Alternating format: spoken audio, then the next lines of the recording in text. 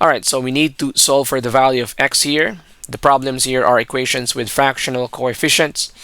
So every time there's a fraction, the property of equality that we will use is multiplication property of equality.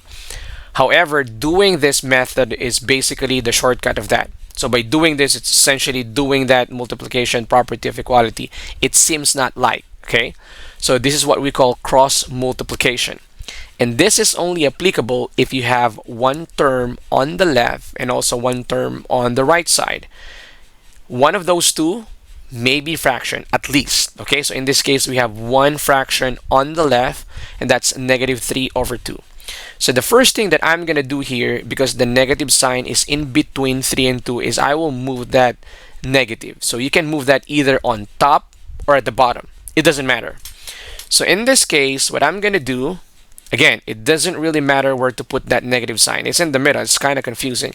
So what I'm going to do is I will erase that, and I'm going to put that in the denominator.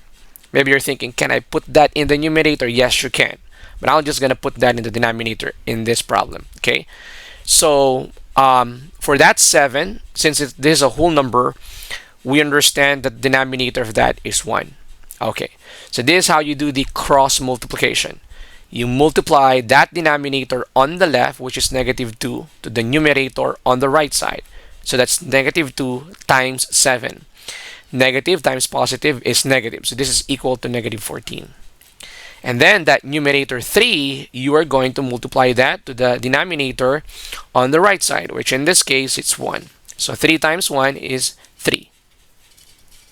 And that is the answer, -14/3. So x equals -14/3. All right. Let's go to the next example. Again, you have here a negative sign in the middle of 10/3. What I'm going to do is I will move that, again, either on top here in the numerator or in the denominator. Numerator or denominator. But I want to put that here in the denominator. So now we have a 10/-3. That's clearly a -3, okay? So for -5, I will put -5/1, so I can do the cross multiplication. So C equals what? -3 times -5 is equal to 15.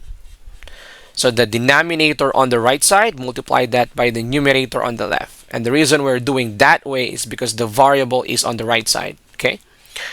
10 times 1 is equal to, obviously, 10. So that's 15/10. This is a fraction, so we have to make sure this is in simplified form. And in this case, it's not. So you need to divide both 15 and 10 by its GCF, or greatest common factor. And that is going to be 5. So we need to divide this by 5. 15 divided by 5.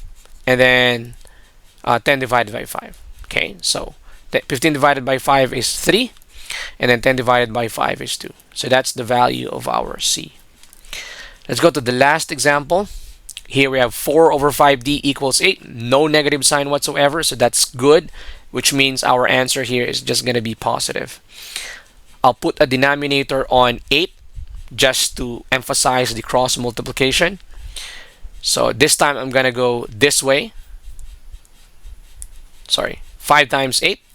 That's going to be 40. And then 4 times 1. And that's going to be 4.